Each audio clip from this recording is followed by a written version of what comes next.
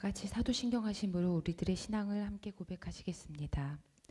전능하사 천지를 만드신 하나님 아버지를 내가 믿사오며 그 외아들 우리 주 예수 그리스도를 믿사오니 이는 성령으로 잉태하사 동정녀 마리아에게 나시고 본디오 빌라도에게 고난을 받으사 십자가에 못 박혀 죽으시고 장사한 지 사흘 만에 죽은 자 가운데서 다시 살아나시며 하늘에 오르사 전능하신 하나님 우편에 앉아 계시다가 저리로서 산자와 죽은 자를 심판하러 오시리라.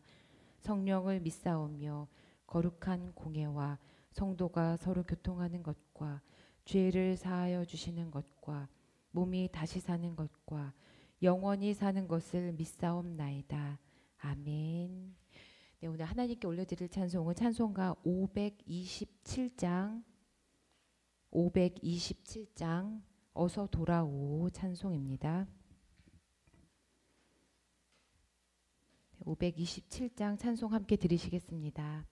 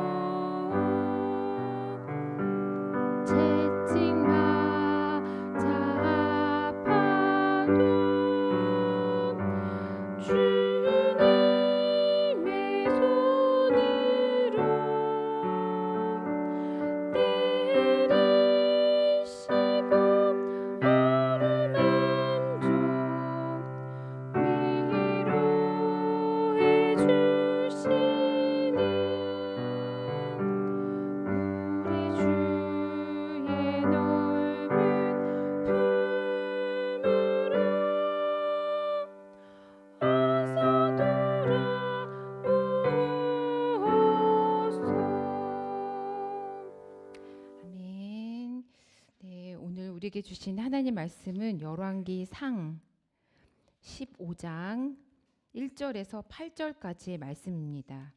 열왕기상 15장 1절에서 8절까지의 말씀 찾으셨으면 함께 봉독하겠습니다. 느밧의 아들 여로보암 왕 제18년에 아비야가 유다 왕이 되었다. 그는 3년 동안 예루살렘에서 다스렸다. 그의 어머니는 아비살롬의 딸 마아가이다. 아비야는 그의 아버지가 지은 죄를 모두 그대로 따라갔으며 그의 조상 다윗의 마음과는 달라서 주 하나님 앞에서 온전하지 못하였다. 그러나 주 하나님께서는 다윗을 생각하셔서 예루살렘에다가 한 등불을 주시고 그의 뒤를 이을 아들을 세우셔서 예루살렘을 굳게 세워 주셨다. 다윗은 주님께서 보시기에 올바르게 살았고 햇사람 우리아의 사건 말고는 그 생애 동안에 주님의 명령을 어긴 일이 없었다. 여로보암과 르호보암 사이에는 그들이 살아있는 동안 늘 전쟁이 있었고 아비야와 여로보암 사이에도 전쟁이 있었다. 아비야의 나머지 행적과 그가 한 모든 일이 유다왕 역대지략에 모두 기록되어 있다. 아비야가 죽어서 그의 조상들과 함께 잠드니 다윗성에 장사 지냈고 그의 아들 아사가 그의 뒤를 이어서 왕이 되었다. 아멘. 네, 오늘도 예배와 기도의 자리로 나오신 여러분 모두를 환영하고 축복합니다. 네, 오늘도 이렇게 새 생명을 주시고 새 날을 주신 하나님께 또 영광을 드립니다. 네, 지난주까지 우리는 시편 말씀을 계속 읽었습니다. 그리고 어제부터 열왕기 상을 읽고 있습니다. 근데 오늘 보시면서 왜 열왕기상 중간부터 읽지? 또 이렇게 생각하실 수도 있을 것 같습니다. 그리고 성경 통독하시는 분들 중에서도 이렇게 성경 순서대로가 아니라 종종 왜 갑자기 여기 읽다가 또 저기 읽다 이렇게 하고 있지? 뭐 이렇게 생각을 하시는 분들도 중간중간에 계실 수도 있을 것 같습니다. 우리가 이 성경 통독을 지금 역사순으로 읽고 있습니다. 역대 순으로 이렇게 쭉 읽다 보니까 뭐 이렇게 시편은 뭐 다윗과 뭐 솔로몬 이 시대에 또 쓰여졌어서 다윗과 솔로몬 이야기를 하면서는 또 뭐 시편을 다루기도 하고 그 왕의 시대에서 이제 지금 이렇게 또 넘어가는 이 순서대로 가고 있어서 지금 다시 열왕기상 15장에서부터 이렇게 이어지고 있는 것입니다. 그래서 창세기 천지 창조 아담과 하와 이제 노아 이야기가 천지 창조 그 세상의 처음 시작 부분이었죠. 아브라함, 이삭, 야곱, 요셉의 족장 시대가 그 뒤로 이어지고요. 모세 여호수아로 이어지는 노예 시대 그리고 이후 가나안을 정복하며 사사 시대 그리고 우리가 사울과 다윗, 솔로몬으로 이어지는 통일 왕국 시대 또 이렇게 함께 쭉 이어가고 있습니다. 시편의 시들까지 우리 지난주까지 함께 읽으면서 왔습니다. 이제는 그 통일 왕국 시대에서 북이스라엘과 남유다로 갈라진 분열 왕국 시대로 이제 들어온 것입니다. 그 중에서 오늘 말씀은 다윗의 아들인 솔로몬의 아들인 르호보암의 아들 아비야 왕에 대한 말씀을 함께 나누려고 합니다. 그래서 오늘 본문은 이 유다의 왕 아비야의 짧은 통치에 관한 기록입니다. 우리는 비록 8장이 좀 길게 느껴지셨을 수도 있지만 통치 기간은 3년이라는 짧은 시간이었지만 성경에서는 사실은 몇 줄 정도로만 언급되어 있는 아비야 왕의 이야기를 통해서 하나님의 깊은 은혜와 또 신실하심을 나누고자 합니다. 아비야라는 이름은 여호와는 나의 아버지라는 뜻입니다. 세 번역으로는 아비야로 쓰여졌지만 개역개정에는 또 아비얌으로 나옵니다. 역대기 하에서도 동일 인물이지만 아비야 오늘 우리가 읽은 똑같은 이름으로 쓰여졌습니다. 분열된 남왕국의 두 번째 왕 아비야는 그다지 훌륭한 왕은 아니었습니다. 오늘 말씀 3절에서는 아비야는 그의 아버지가 지은 죄를 모두 그대로 따라갔으며 그의 조상 다윗의 마음과는 달라서 주 하나님 앞에서 온전하지 못하였다. 아멘. 이렇게 평가하고 있습니다. 증조 할아버지인 다윗보다는 아버지인 르호보암을 더 닮은 인물이었다라고 기록하고 있습니다.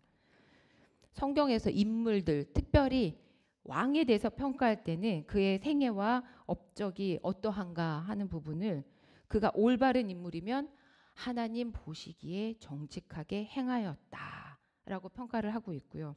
그가 올바르지 않았다면 하나님 보시기에 악을 행하며 죄에서 떠나지 아니하였다 라고 평가를 하는데 아비야 왕은 조금 다릅니다. 아까 읽었던 그 3절 뒷부분에 주 하나님 앞에서 온전하지 못하였다. 그러니까 뭐 잘한 것도 아니고 못한 것도 아니고 온전하지 못하였다라고 표현하면서 열왕기에 나오는 다른 유다와 이스라엘의 여러 왕들 중에 조금 특이한 게 이렇게 평가되고 있는 인물이기도 합니다. 하나님 보시기에 정직하게 행하였다.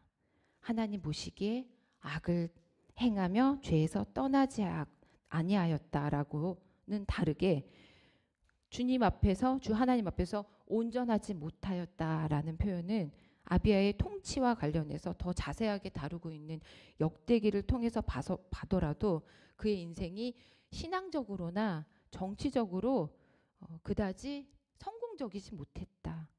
어쩌면 실패에 가까웠다. 온전하지 못했다라고 우리가 알 수 있겠습니다. 그런데 아비야뿐만 아니라 어쩌면 우리의 삶도 그러지 않을까 생각합니다. 우리가 나름 하나님 보시기에 잘 살아보려고 정직하게 살아보려고 애를 쓰지만 또 때로는 선도 아니고 악도 아닌 그 중간 어디쯤에 있기도 하고 때로는 하나님보다는 세상의 가치나 세상의 소리에 더 의지할 때도 있습니다. 우리가 옳다고 생각하며 살아오고 있는 인생이 하나님 보시기에도 얼마나 과연 옳고 또 얼마나 우리 인생이 잘 살고 있는 인생인가를 또 돌아봅니다. 하나님 보시기에 그렇게 악을 행한 건 아니지만 또 하나님 보시기에 얼마나 정직하게 행하며 살고 있습니까? 우리 모두 어쩌면 아비야처럼 주 하나님 앞에서 온전하지 못하였다라는 평가를 받는 삶을 살고 있지는 않은지 모르겠습니다. 그저 연약한 모습으로 살고 있는지도 모르겠습니다. 신앙적으로나 우리가 지금까지 살아오면서 쌓아왔던 업적이라고 할 수 있는 것들을 생각하면 하나님 앞에서는 또 참으로 부끄럽고도 연약한 모습입니다. 그런데 여기서 중요한 사실은 하나님은 그런 우리의 연약함만을 보지 않으신다는 것입니다. 4절 말씀에 이렇게 기록하고 있습니다. 그러나 주 하나님께서는 다윗을 생각하셔서 예루살렘에다가 한 등불을 주시고 그의 뒤를 이을 아들을 세우셔서 예루살렘을 굳게 세워주셨다. 아멘.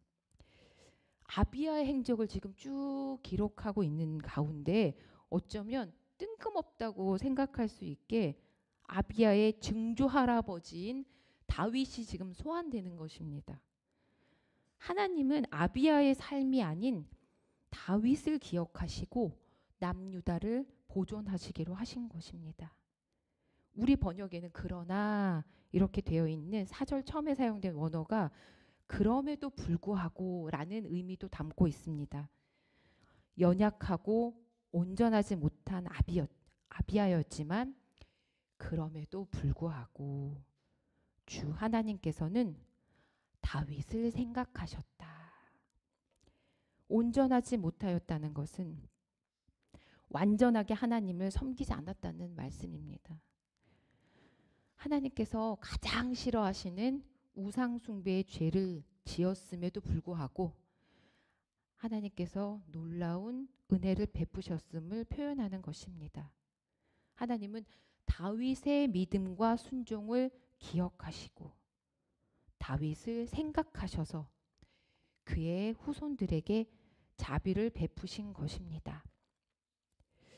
행여 이 말씀을 대하시면서 내 증조 할아버지가 다윗과 같은 믿음이 있으셨다면 내가 이렇게 온전하지 못한 모습을 보여도 다 용서해 주시고 그냥 축복을 막 내려주실 텐데 하고 받아들이신다면 그거는 성경을 대하는 자세가 아닙니다. 이 말씀은 초점이 하나님께 있습니다. 하나님께서 언약을 신실하게 지키시는 분이라는 것을 확증하는 것입니다. 당신의 자녀들, 하나님의 자녀들을 끝까지 돌보고 기억하시고 약속을 지키시는 그 하나님이 우리 하나님이신 것입니다. 오늘 우리의 삶도 완전하지 않지만 예수 그리스도 안에서 주어진 새 언약의 은혜를 통해서 우리는 지금도 하나님 은혜 가운데 축복받은 사람들로 잘 살아가고 있는 것입니다. 게다가 다윗이 완전한 사람이라서 하나님이 그렇게 하신 것도 아닙니다. 5절에 보시면 다윗은 주님께서 보시기에 올바르게 살았고 햇사람 우리아의 사건 말고는 그 생애 동안에 주님의 명령을 어긴 일이 없었다. 아멘. 다윗은 햇사람 우리아 장군의 아내 밧세바를 흠모해서 신실한 종이었던 우리아 장군을 죽음에 이르기까지 했던 아주 큰 죄를 저질렀지만 그것을 하나님도 잘 아셨고 성경도 그것을 다 증언하고 있음에도 불구하고 다윗은 철저히 회개했고 다윗이 인생을 살아가는 내내 하나님 앞에 더욱 겸손히 끝까지 하나님만을 의지했습니다. 성경은 햇사람 우리아의 사건을 크게 이야기하려고 기록한 것이 아니라 그럼에도 불구하고 다윗이 주님께서 보시기에 올바르게 살았다는 것을 생애 동안에 주님의 명령을 어긴 일이 없었던 다윗을 하나님께서 기억하셨다는 것입니다. 우리가 잘 아는 신명기 5장 9절 10절이 십계명에 관한 말씀들인데요. 5장 9절 10절에 이렇게 기록하고 있습니다. 너는 그것들에게 절하거나 그것들을 섬기지 못한다. 나 주 너희의 하나님은 질투하는 하나님이다. 나를 미워하는 사람에게는 그 죄값으로 본인뿐만 아니라 3, 4대 자손에게까지 벌을 내린다. 그러나 나를 사랑하고 내 계명을 지키는 사람에게는 수천 대 자손에 이르기까지 한결같은 사랑을 베푸신다. 아멘. 하나님은 하나님을 사랑하고 순종하는 사람에게는 수천 대 이르기까지 사랑과 축복을 베푸시겠다라고 약속하십니다. 하나님의 은혜와 자비는 끝이 없으십니다. 비록 온전하지 못한 아비아였지만 하나님께서 신실하신 분이시기 때문에 다윗을 생각하셔서 예루살렘에다가 한 등불을 주신 것입니다. 이 말씀은 내가 다윗같이 주님 보시기에 올바르게 산다면 나를 보시고 내 자손들 뿐만 아니라 나에게 속한 수많은 이들에게까지도 복을 베풀어 주신다는 약속의 말씀이기도 합니다. 성경에서 예루살렘에다가 한 등불을 주신다라고 이야기한 그 등불에 해당되는 단어가 후사, 후계자라는 것을 뜻하는 표현으로도 잘 사용되는데요. 8절 말씀에 어떻게 쓰여져 있습니까? 아비야가 죽어서 아비야 생애가 끝났지요. 그의 조상들과 함께 잠드니 다윗성에 장사 지냈고 그의 아들 아사가 그의 뒤를 이어서 왕이 되었다. 아멘. 아비야가 죽는 것으로 끝나는 것이 아니라 그의 아들 아사가 그의 뒤를 이어서 왕이 되었다라고 남유다의 역사가 이어지는 것을 기록하고 있습니다. 남유다는 아비야의 아버지인 르호보암이나 아비야의 행실로 봐서는 하나님 보시기에 온전히 정직하게 서 있지 않았기에 그대로 끝이 났다고 하더라도 우리가 뭐라고 할 말도 없습니다. 이는 남유다 왕조가 계속해서 유지될 수 있었던 것이 오직 다윗을 위한 하나님의 은총의 결과임을 강조하고 있는 것입니다. 즉 하나님께서 남유다 왕조를 계속 존속시키셨던 것은 남유다의 왕들이 하나님 보시기에 왕이 될 자격을 잘 갖추었기 때문이 아니라 다윗과 맺으신 언약, 곧 그의 위를 영원히 견고케 하시겠다 하고 말씀하신 하나님이 그 언약을 성실하게 이행하신 결과인 것입니다. 그리고 이러한 다윗 언약은 다윗의 혈통을 통해 나신 메시아 예수 그리스도의 출현으로 궁극적인 구원의 성취를 이루게 된 것입니다. 남유다는 약 40년의 존속기간 동안에 오직 다윗 왕조의 통치가 계속되었습니다. 이는 하나님의 주권적 섭리의 결과라고 할 수 있습니다. 아비야는 비록 주 하나님 앞에서 온전하지 못하였다라는 평가를 받았을지 모르겠지만 그의 아들 아사는 오늘 쭉 이어지는 14절 말씀에 보시면 아사의 마음이 일평생 여호와 앞에 온전하였다 라고 기록하고 있습니다. 아버지보다 훌륭한 신앙의 사람으로, 신앙의 왕으로 그렇게 성장한 것입니다. 꺼져가는 등불도 끄지 않으시는 하나님, 상한 갈대를 꺾지 아니하시는 하나님이 택하신 백성을 이렇게 구원하시는 것입니다.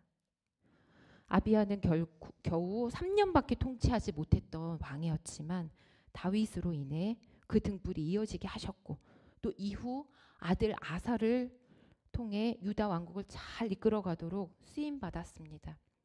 그리고 다윗의 후손으로 예수님이 세상에 오게 하시는 계보에도 아비야가 기록되어 있습니다. 이를 통해 지금 우리가 구원에 이르게 하는 곳에도 이 연약하고 부족했던 징검다리와 같은 역할을 한 이 아비야 왕이 사용된 것입니다. 마태복음 1장 1절부터 쭉 이어지는 예수님의 계보를 보면 6절 7절에 이렇게 기록되어 있습니다. 우리가 족보라서 막 누가 누구를 낳고 누가 누구를 낳고 누가 누구를 낳고 그냥 중간중간 아는 사람이 나오는 거나 이렇게 볼 수 있었던 그 부분에 이렇게 나오지요. 이새는 다윗 왕을 낳았다. 다윗은 우리아의 아내였던 이에게서 솔로몬을 낳고 솔로몬은 르호보암을 낳고 르호보암은 아비야를 낳고 아비야는 아삽을 낳고 그리고 16절에 이어지면서 야곱은 마리아의 남편 요셉을 낳았다. 마리아에게서 그리스도라 하는 예수가 태어나셨다.